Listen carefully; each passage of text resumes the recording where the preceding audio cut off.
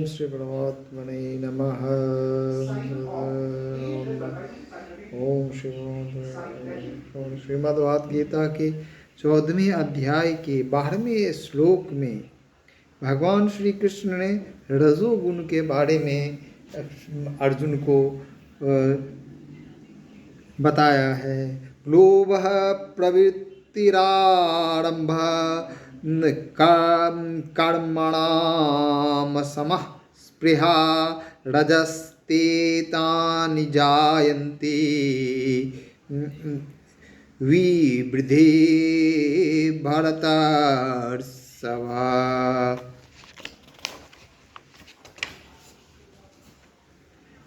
अर्थात हे अर्जुन, रजोगुण के बढ़ने पर लोभ की प्रवृत्ति स्वार्थ बुद्धि से कर्मों का सकाम भाव से आरंभ, अशांति और विषय भोगियों की लालसा, ये सब उत्पन्न होते हैं। धन की लालसा का नाम लोभ है, जिसके कारण मनुष्य प्रतिक्षण धन की वृद्धि के उपाय सोचता रहता है। धन के व्यय करने का समुचित अवसर प्राप्त होने पर भी उसका त्याग नहीं करता एवं धन उपार्जन के समय कर्तव्य अकर्तव्य का विवेचन छोड़कर दूसरे के स्वार्थ पर भी अधिकार जमाने की इच्छा या चेष्टा करने लगता है। नाना प्रकार के कर्म करने के लिए मानसिक भावों का जागृत होना प्रवृत्ति है। उन कर्मों को सकाम भाव से करने लगना उनका आरंभ है और मन की चंचलता का नाम अशांत है। और किसी भी प्रकार के सांसारिक पदार्थों को अपने लिए आवश्यक मानना स्पृहा है।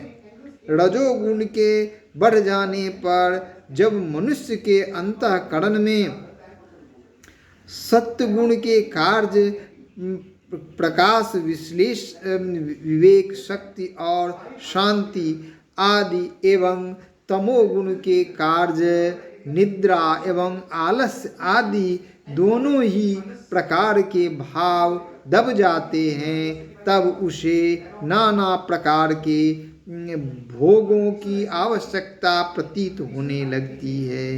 उसके अंतःकरण में लोभ बढ़ जाता है। धन संग्रह करने की विशेष इच्छा उत्पन्न हो जाती है। नाना प्रकार के कर्म करने के लिए मन में नए नए भाव उठने लगते हैं। मन चंचल हो जाता है। फिर उन भावों के अनुसार क्रियाओं भी आरंभ हो जाता है। इस प्रकार रजोगुण की वृद्धि के समय इन लोभ आदि भावों का प्रादुर्भाव होना ही उनका उत्पन्न हो जाता है। जो भारतवंशियों में उत्तम हो उसे भारतवर्ष कहते हैं। जहाँ अर्जुन को भारतर्षभ नाम से संबोधित करके भगवान यह दिखाते हैं कि तुम भारत वंशियों में श्रेष्ठ हो। तुम्हारे अंदर रजोगुण के कार्य रूप ये लोभादि नहीं है। अप्रकाशो प्रवृत्तिश्च प्रमादे मोह एव च तमस्यानि जायन्ते विविधे कुरु नंदन। हे अर्जुन, जो तमोगुण से के बढ़ने पर अंतःकरण और इंद्रियों में अप्रकाश, कर्तव्य में अप्रवृत्ति और प्रमाद अर्थात व्यर्थ चेष्टा और निद्रा, अंतःकरण की मोहनी प्रवृत्ति, ये सब ही उत्पन्न होते हैं। इंद्रिय और अंतःकरण की दीप्तिका का नाम प्रकाश है और उसके विरुद्ध इंद्रिय और अंतःकरण में दीप्ति के अभाव का नाम अप्रकाश है। इससे सत्व गुण और अन्य भाव भी अभाव समझ लेना चाहिए। 12वें श्लोक में कहे हुए रजोगुण के कार्य प्रवृत्ति के विरोधी भाव का अर्थात किसी भी कर्तव्य कर्म के आरंभ होने का इच्छा के अभाव का नाम अप्रवृत्ति है। इसके रजोगुण के अन्य कार्यों का भी अभाव समझना चाहिए। शास्त्र विहित कर्म की अवहेलना का और व्यर्थ चेष्टा का नाम प्रमाद है और विवेक शक्ति की विरोधिनी मोहिनी प्रवृत्ति और निद्रा का नाम मोह है। जिस समय तमोगुण बढ़ता है उस समय मनुष्य के इंद्रिय और अंतःकरण में दीप्ति का भाव हो जाता है, वही अप्रकाश का उत्पन्न होता है। कोई भी कर्म अच्छा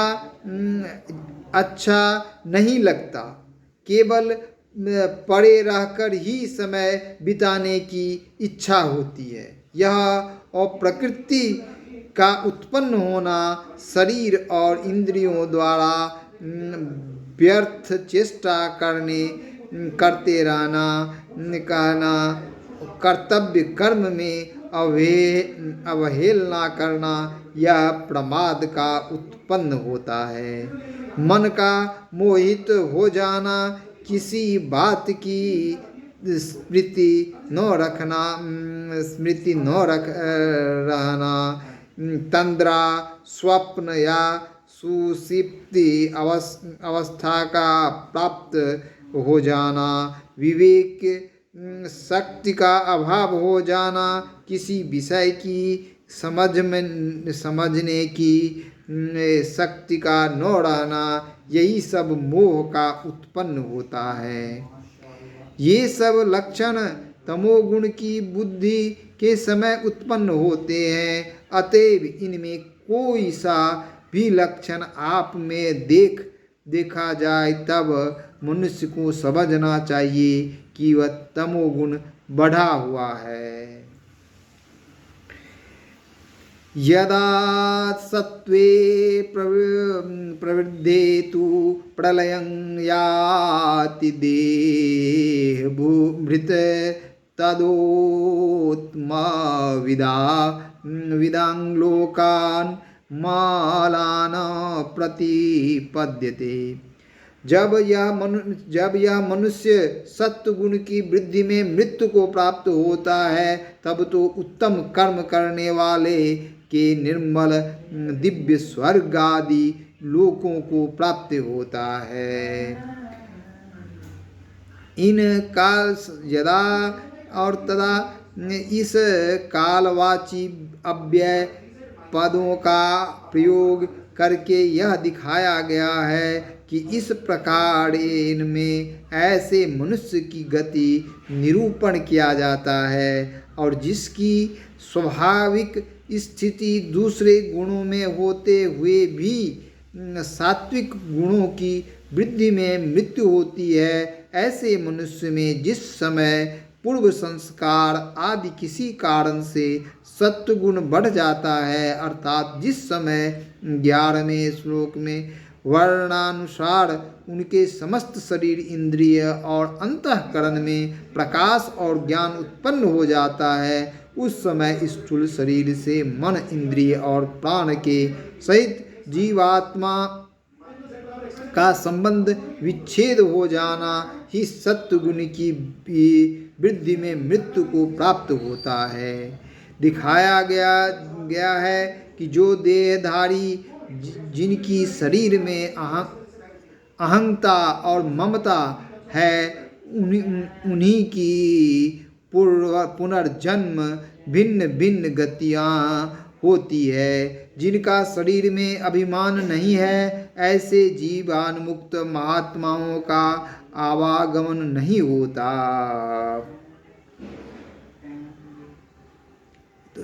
लोकान पद के तथा अमलान विश्लेषण देकर यह भाव दिखाया गया है कि सत्व गुण की वृद्धि में मरने वालों की ये जिन लोकों की प्राप्ति होती है, उन लोकों में मल अर्थात किसी प्रकार का दोष या क्लेश नहीं है। वे दिव्य प्रकाश में शुद्ध और सात्विक है। यहाँ उत्तम वेदाम पद में उत्तम शब्द से शास्त्र विहित कर्म और उपासना का लक्ष्य है, और उनको जानने वाले ज्ञानी निष्काम भाव से करने वाला मनुष्य उत्तम वित्त कहलाते हैं।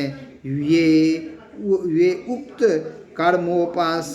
कर्मोपासन के प्रभाव से जिन लोगों को प्राप्त करते हैं, सत्व गुण की वृद्धि मरने वाला सत्व गुण के संबंध में उन्हीं लोगों को प्राप्त होता है। रजसी प्रलयं गत्वा कर्म संगी सुजायते तथा प्रलीत नास्तामी मूढ़योनि सुजायते। रजोगुण के बढ़ने पर मृत्यु को प्राप्त होकर कर्म की आसक्ति वाले मनुष्य में उत्पन्न होता है, तथा तमोगुण के बढ़ने पर मरा हुआ मनुष्य कीट पशु आदि मूढ़ योनि में उत्पन्न होता है।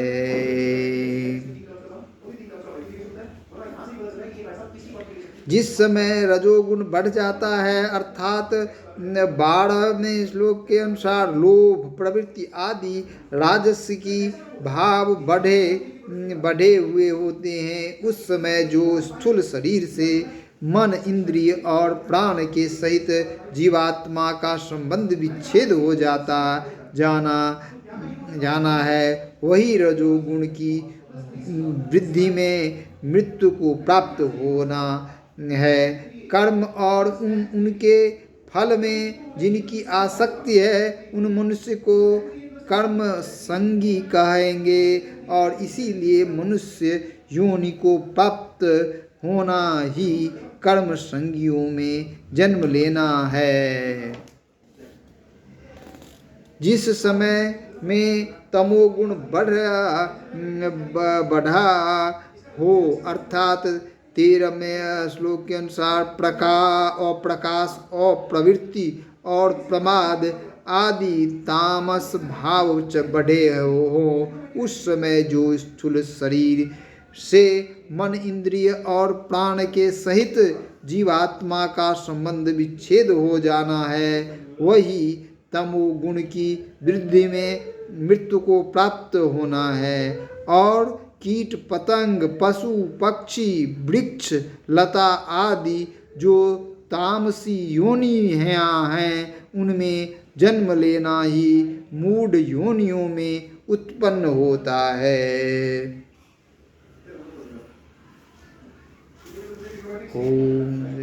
इस